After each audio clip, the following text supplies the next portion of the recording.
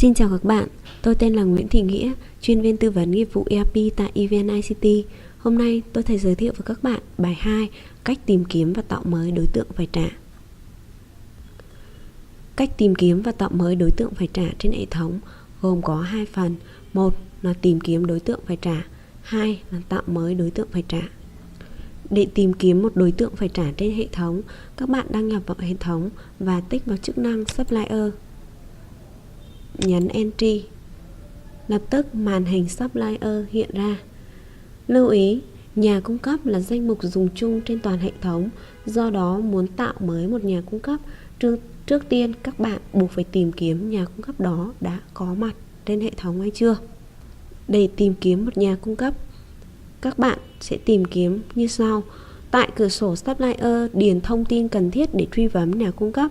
Tại trường Supplier Name, gõ %, tên nhà cung cấp, nhấn nút Go. Ở trường Tax Registration Number là mã số thuế của nhà cung cấp. Các bạn có thể gõ mã số thuế của nhà cung cấp vào. Chú ý là tìm kiếm nhà cung cấp cần tạo theo cả hai tiêu chí. Sau khi tìm kiếm tên thì sẽ tìm kiếm mã số thuế, hoặc sau khi tìm kiếm mã số thuế sẽ là tìm kiếm tên. Tại màn hình Supplier, các bạn tìm kiếm tên nhà cung cấp như sau. Giả dụ tôi muốn tìm kiếm nhà cung cấp Nhị Hà, tôi sẽ gõ %, Nhị Hà, %. Sau đấy các bạn nhấn Go. Các bạn nhìn thấy là công ty Nhị Hà này đã có mặt tại truyền tải điện 1, có mặt trên hệ thống rồi đúng không ạ?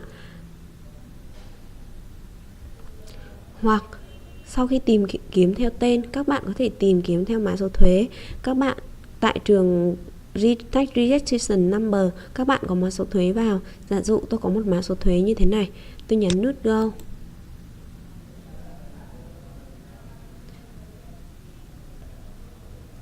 Các bạn nhìn thấy tên nhà cung cấp hiện ra là công ty Nhị Hà đúng không ạ?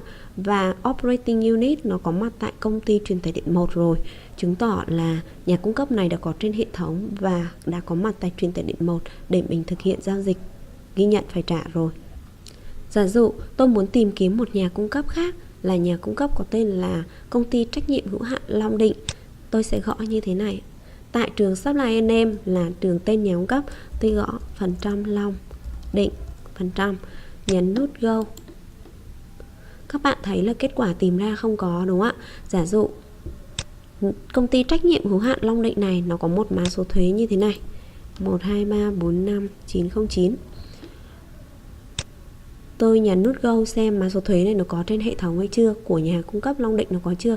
Các bạn nhìn thấy là kết quả nó cũng trả về là no result found, nghĩa là chưa có tên nhà cung cấp Long Định, chưa có một nhà cung cấp nào có mã số thuế như thế này trên hệ thống. Lúc đó các bạn mới thực hiện tạo mới một nhà cung cấp trên hệ thống. Để tạo mới một nhà cung cấp trên hệ thống, các bạn nhấn vào Create Supplier, một nhà cung cấp trên hệ thống. Sau đây tôi gọi là đối tượng phải trả, gồm có 2 loại. Loại 1, đối tượng phải trả là một supplier không phải là cán bộ công nhân viên, thì khi đó các bạn sẽ chọn type là Standard Supplier. Nếu đối tượng phải trả là một cán bộ công nhân viên, khi đấy các bạn sẽ chọn type thứ hai trên hệ thống là type dành cho cán bộ công nhân viên. Nó có tên là Supplier Due to Process Expense Payment to Internal Employees. Tôi sẽ lần lượt giới thiệu hai loại này tạo mới như thế nào trên hệ thống.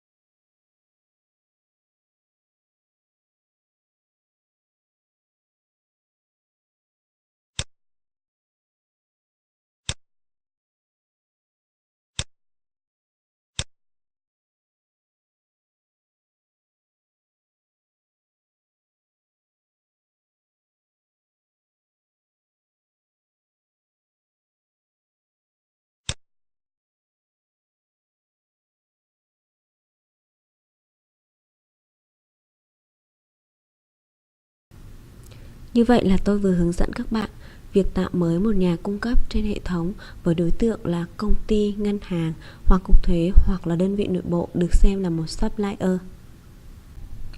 Như các bạn đã biết, nhà cung cấp là danh mục dùng chung trên toàn hệ thống.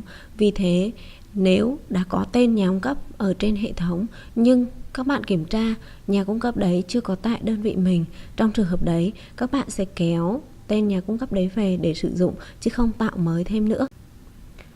Cách kéo một nhà cung cấp đã có trên hệ thống về sử dụng tại đơn vị mình, các bạn thực hiện như sau. Đầu tiên, các bạn phải tìm kiếm nhà cung cấp đấy trên hệ thống. Giả dụ tôi muốn tìm kiếm một công ty là công ty trách nhiệm hữu hạn thương mại sản xuất dịch vụ Lam Linh. Tôi sẽ tìm kiếm như sau. Tại trường supplier name, tên nhà cung cấp, tôi gõ % Lam Linh, %, nhấn Go. Sau khi gõ ký tự % tìm kiếm, chúng ta thấy là có công ty trách nhiệm hữu hạn sản xuất thương mại dịch vụ Lam Linh hiện ra rồi. Và các bạn nhìn thấy Operating Unit là một trường trắng, không có đơn vị sử dụng, là công ty truyền tải điện 1 mà mình đang đứng, chứng tỏ công ty trách nhiệm hữu hạn sản xuất thương mại dịch vụ Lam Linh đã có trên hệ thống nhưng chưa được kéo về tại công ty mình. Ở đây đang ví dụ là công ty truyền tải điện 1. Lúc đó các bạn thực hiện kéo về như sau. Tại ô Redbook là phần địa chỉ, các bạn tích vào. Các bạn nhìn thấy hết thông tin địa chỉ ở đây rồi. Và các bạn tích tiếp vào Manage Site. Tại Manage Site, các bạn nhấn nút Create, tạo. Ở đây site name đã được khai cho công ty trách nhiệm hữu hạn sản xuất thương mại dịch vụ Lam Linh là thành phố Hồ Chí Minh. Các bạn có thể chọn luôn site này làm chi nhánh, tích vào Select, Apply. Như thế là chi nhánh thành phố Hồ Chí Minh đã có mặt tại công ty truyền tải điện 1. Sau khi khai báo xong địa chỉ, các bạn nhấn tiếp vào Accounting để thay đổi tài khoản cho nhà cung cấp này. Việc thay đổi tài khoản cho nhà cung cấp được thực hiện tương tự như phần tôi đã hướng dẫn các bạn trong phần tạo mới một nhà cung cấp trên hệ thống. Các bạn sau khi thay đổi tài khoản thì lưu ý xếp lại thông tin vừa thay đổi. Như vậy là mình đã kéo thành công công ty trách nhiệm hữu hạn sản xuất thương mại dịch vụ Lam Linh về sử dụng tại đơn vị mình. Tôi vừa hướng dẫn các bạn cách thực hiện kéo một nhà cung cấp đã có trên hệ thống về sử dụng tại đơn vị mình. Trường hợp 2 là tạo mới một cán bộ công nhân viên. Các bạn thực hiện như sau. Tại Supplier Type, các bạn chọn Type thứ 2, Supplier Due to Process. Màn hình tạo cán bộ công nhân viên hiện ra. Tại trường Employee Name là tên cán bộ nhân viên. Các bạn tích vào nút tìm kiếm để chọn tên cán bộ công nhân viên. Lưu ý, những cán bộ công nhân viên này đã được tạo tại phân hệ HRMS và chúng ta chỉ việc kéo về để sử dụng. Ví dụ, tôi muốn tạo một đối tượng là cán bộ công nhân viên Hà Thị Ngân tại truyền tải điện 1 thì tôi sẽ gõ % Ngân, %, nhấn Go. Các bạn nhìn thấy Hà Thị Ngân hiện ra npt.tt1 ở đầu. Các bạn nhấn nút Quick Select. Mã số nhân viên hiện ra là 194. Tại Operating Unit, đơn vị hoạt động, các bạn tích vào nút tìm kiếm bên cạnh và gõ % vào ô tìm kiếm, nhấn Go. Các bạn nhìn thấy luôn công ty truyền tải điện 1, đơn vị mình đang đứng, nhấn Quick Select. Create Payment Site, tức là tạo site cho cán bộ công nhân viên này. Nó tương tự như việc tạo chi nhánh cho một nhà cung cấp lúc nãy mình đã thực hiện. Các bạn luôn luôn chọn Office, nhấn Apply sau khi thực hiện xong.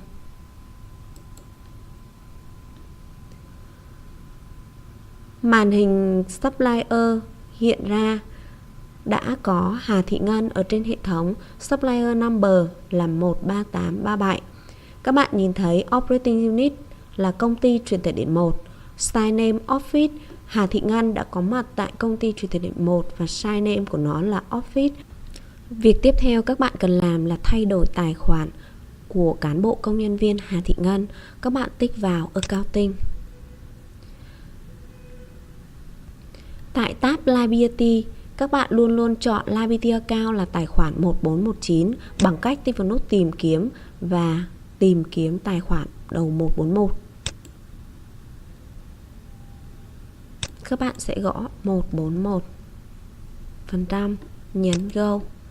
Các bạn nhìn thấy luôn tài khoản công nợ ở đây là 1419, nhấn Quick Select để thay đổi tài khoản. Giả dụ loại hình của các bạn là loại hình khác thì các bạn thay đổi tài khoản loại hình ở đây luôn. Nhấn tiếp vào Grid, Select để tài khoản 1419 nằm tại tab Liability Account. Đối với tab Prepayment các bạn thực hiện tương tự. Tuy nhiên các bạn thay đổi tài khoản ở đây là tài khoản 1411. Các bạn có thể thay đổi thẳng trực tiếp như thế này. 1411 thêm một số 0 vào. Nếu có thay đổi loại hình, các bạn tích tiếp vào nút tìm kiếm để thay đổi loại hình. Còn nếu không thì các bạn có thể bỏ qua.